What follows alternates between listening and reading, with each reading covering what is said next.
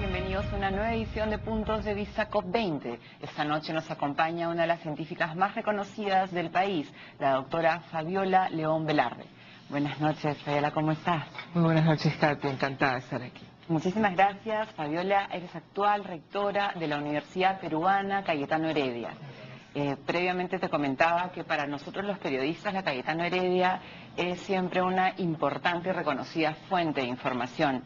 Y en ese contexto, días posteriores a la conferencia de las partes, me parece importante que compartas con la audiencia cómo se vincula el cambio climático directamente a la salud, que sé que es un trabajo importante que han hecho ustedes.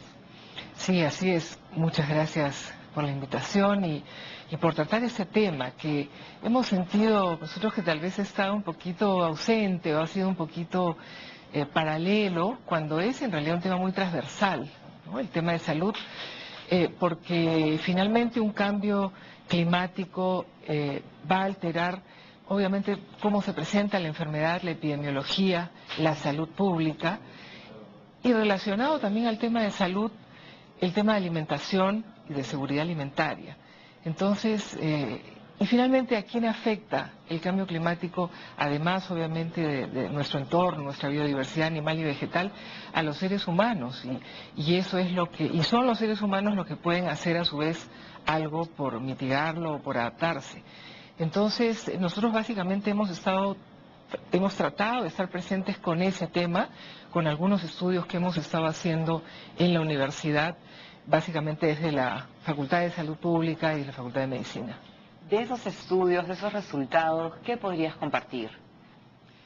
Uno de los aspectos más relevantes es un estudio ya concreto localizado en Loreto, donde se ve claramente que la aparición de los vectores con un pequeño cambio en la temperatura definitivamente incrementa la prevalencia de enfermedades que son transmitidas por vectores y enfermedades que son transmitidas por el agua y enfermedades respiratorias, ¿no? Esos son los tres tipos de enfermedades que cambian rápidamente cuando el clima cambia, que podemos estar hablando de más calor combinado con más frío, más repentinamente. Por ejemplo, en Loreto ahora vemos más frío de lo que se veía antes, rápidamente después más calor.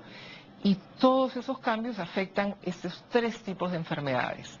Y mira, qué interesante que nosotros tenemos esa experiencia, pero sin embargo no lo asociamos tanto con el niño. Somos un país donde el niño nos da muchas enseñanzas sobre lo que ocurre cuando cambia la temperatura, en este caso del mar. Pero tú ves que también cambia la temperatura del ambiente, lo vemos nosotros en las tiendas, se vende menos ropa de invierno, etcétera, vienen las lluvias, y se ve claramente cómo estas enfermedades transmitidas por vectores, la malaria, el dengue, leptospirosis, en el caso de todas esas enfermedades transmisibles, cambian en su prevalencia cuando cambia la temperatura y la diferencia de más frío, más calor, sequía, temporada húmeda. Para, de alguna manera, el público que nos ve entiende que muchas veces los periodistas dejamos titulares y esos titulares no sabemos muy bien de dónde vienen. Entonces sí es importante reconocer, en este caso, el trabajo que hace la ciencia. La ciencia actualmente está trabajando con muchísimo énfasis en ver realmente cómo la temperatura del planeta está afectada en este cambio climático que hemos venido hablando las últimas 2 semanas. Si tratamos de enfocarnos en un tema más abierto hacia el Perú, si te pregunto, de esta vulnerabilidad al cambio climático que se basa en la ciencia, ¿qué zonas del Perú consideras tú vinculadas a la salud que estarían más afectadas? Bueno, sin duda la Amazonía. La Amazonía. ¿No? Claro, sí. Es allí donde la Amazonía y todos los lugares donde estén las poblaciones más vulnerables y los lugares más cálidos como el norte, ¿no? Y en realidad también el problema del cambio climático relacionado a la salud es una historia de inequidades, porque las enfermedades sabemos que tienen las determinantes sociales, hay grandes estudios que tratan sobre eso. Aquí el doctor Oriol García ha hablado mucho sobre eso.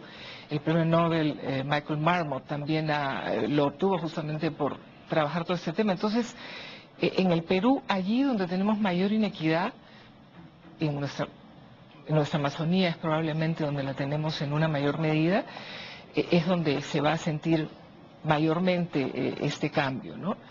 Porque justamente todas estas enfermedades transmitidas por vectores que están relacionadas al clima, a las lluvias o a los cambios de sequía, inundaciones, etcétera, eso están relacionadas a las poblaciones más vulnerables. O sea que allí donde tengamos concentrada la pobreza es allí donde lamentablemente va a afectar más el cambio climático. Y muchas gracias por incluir así con tanto énfasis a la ciencia en esto, porque es muy importante que el Perú justamente esté preparado para estudiar cuál va a ser la prevalencia de estas enfermedades, cómo va a cambiar la salud pública de estas enfermedades en las zonas altoandinas también, más desprotegidas. Y por lo tanto va a cambiar el patrón de estas enfermedades. Y eso no lo tenemos que hacer basados en modelos epidemiológicos que nos puedan predecir cómo debemos responder a estos cambios. Entonces, apoyar la investigación en salud pública, investigación científica, en el caso, por ejemplo, de cómo va a cambiar la alimentación, cómo se van a adaptar las diferentes variedades a estos cambios climáticos, a la sequía, a las inundaciones. Se van a poder adaptar, van a nacer otras variedades.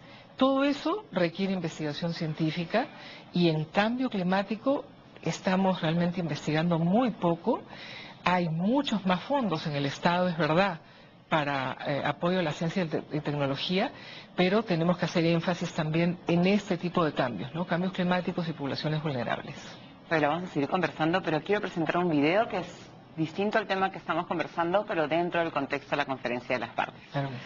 Entendiendo que la ciencia nos informa sobre la real situación del planeta, la ecoeficiencia será una alternativa para reducir los gases del efecto invernadero. En ese contexto presentamos un resumen que el programa Ambiente B de TV Perú dedicó a los ecotintes.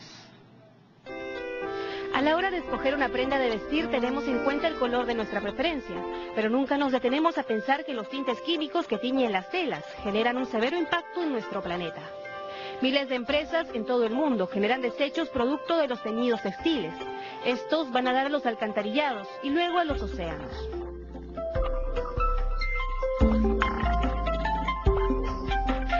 En Lurín, en una de las zonas donde hay gran cantidad de fábricas, un grupo de ingenieros de Sedapal investigaron este problema para determinar las consecuencias que los químicos generan en la calidad del agua.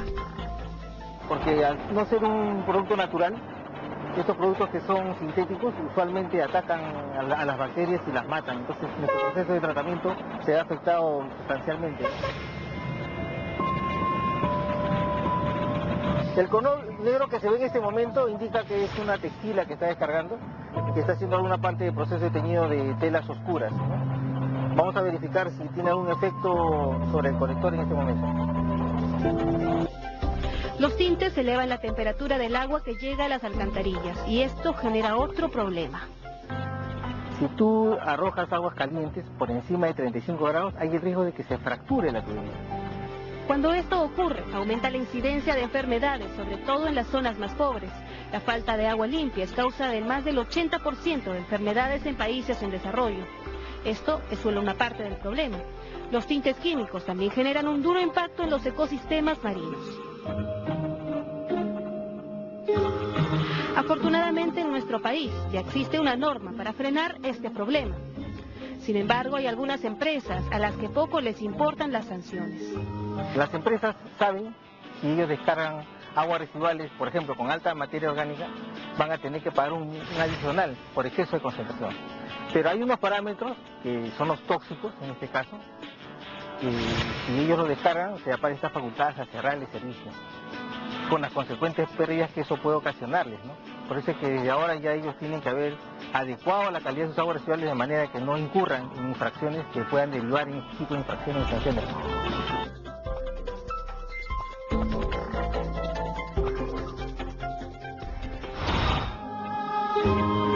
El Perú es es un país megadiverso y para este problema la naturaleza nos ofrece una solución: los tintes ecológicos.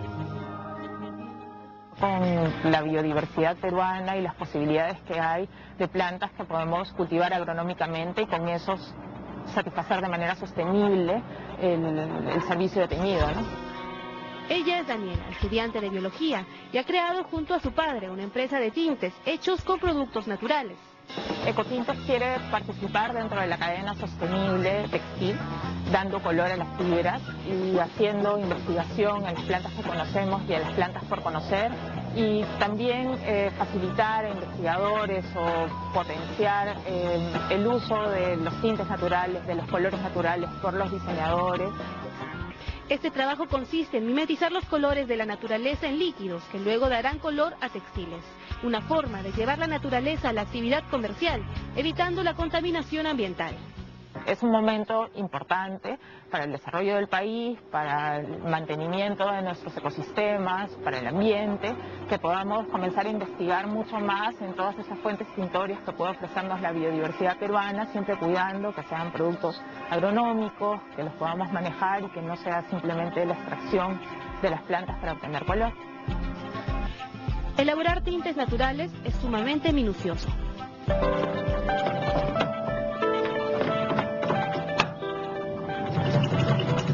Está agitando el líquido para homogenizar la temperatura y dentro de cada uno de los vasitos homogenizar el baño de teñido. Vamos a hacer un amarillo claro en un hilo de algodón y también en una tela de algodón. Luego quiero hacer un morado con tara y voy a hacer unos rosados y estoy estandarizando un extracto de cochinilla que acabo de hacer. La tara, el nogal, la cochinilla son algunas de las plantas que se emplean para este proceso. Una vez obtenido el tinte, las telas y tejidos cobran color. A la hora de salir al aire, ¿no? Se convierte, se transforma. Y en esa transformación cambia su color, cambia el color que le corresponde, ¿no? ¿Por qué preferir los químicos si la naturaleza nos regala sus hermosos colores? Todavía falta camino por recorrer para que el uso de ecotintes o tintes ecológicos ganen terreno en nuestro país. Mientras tanto, hay mercados donde estos tintes junto a las fibras naturales son sinónimo de elegancia y calidad, siempre al cuidado de nuestro planeta.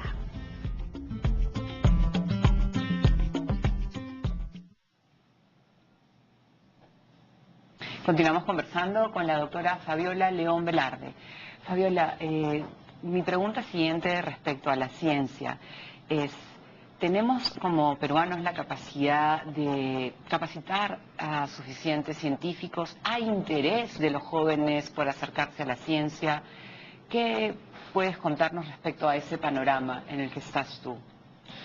Mira, yo creo que aquellos que desarrollan un interés por la ciencia es muy intenso. Nosotros tenemos un programa en Cayetano Heredia, justamente talleres de verano, que se llama Diviértete y Aprende, para todos los chicos de media.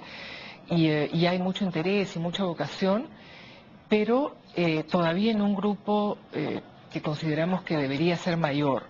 Comparado con países asiáticos, por ejemplo, Japón, Singapur, Malasia, las vocaciones científicas son mucho mayores, y yo creo que tiene que ver que desde el colegio esas vocaciones ya son fomentadas, y por otro lado los chicos sienten que cuando ya van a la universidad también tienen muchos más espacios y muchas más posibilidades. Para ponerlo en números muy claros, en lo que se llama una universidad de investigación, es decir, con grupos de investigación desarrollando diversos temas. En el Perú los contamos con los dedos de una mano, bueno, tal vez dos si queremos ser muy optimistas. Universidades de investigación, ¿no? Haciendo investigación, produciendo, publicando. Lo que acabamos de conversar en el cambio climático es una muestra de ello. O sea, ¿qué universidades están investigando en cambio climático? Probablemente un par, y con 2 proyectos o 3 proyectos. El problema entonces es, por un lado, no tenemos universidades de investigación, entonces no hay grupos de investigación, y por muchos años el Perú no ha tenido fondos para fomentar la investigación. Recién en esos últimos años el Consejo Nacional de Ciencias y Tecnología ha tenido el fondo más grande que hemos tenido en los últimos años, y concursos para becas de doctorado, de maestría, pero una de las cosas que es impresionante, que cuando, por ejemplo, tú abres el concurso a becas de doctorados de investigación para temas necesarios para el país, inclusive inmersos en el plan de ciencia y tecnología nacional, y temas como biodiversidad, cambio climático, energía, agua, tú tienes mucho interés y muchos postulantes, pero cuando quieres que se cumplan los requisitos, no han cumplido la maestría, no han hecho la tesis, o la han hecho, digamos, en un tema que no lo han podido publicar. Por eso no hay lo que llamamos un ecosistema para la investigación científica. Se está creando, creo que se están haciendo esfuerzos importantes, pero nos falta muchísimo. Nada más con el PBI, ¿no? Cuando vemos, recién estamos llegando a 0.2% de nuestro PBI, Chile ya está en 0.6%, Brasil también, en número de científicos. Chile tiene 10 veces más, Argentina 20 veces más, Brasil 100 veces más. El número de gente que se va a estudiar fuera para hacer su doctorado son estas mismas proporciones, ¿no? 10, 20, 100 veces más en Brasil. Todavía tenemos mucho por hacer para motivar la investigación científica y para el cambio climático. ¿Qué debemos hacer con respecto, por ejemplo, a la salud y a la alimentación? Eso va a ser muy importante. Fabiola, muchísimas gracias por el tiempo hoy día, por habernos ilustrado en un tema tan importante como es la ciencia, y esperemos que las cosas cambien poquito a poquito. Gracias por haber estado con nosotros esta noche. Gracias a ti, Katia. Que se traten estos temas es sumamente importante para motivar las vocaciones y sobre todo tener decisiones más informadas y mucho más interés. Gracias. Nosotros vamos a una pequeña pausa comercial y regresamos en Puntos de Vista COP20.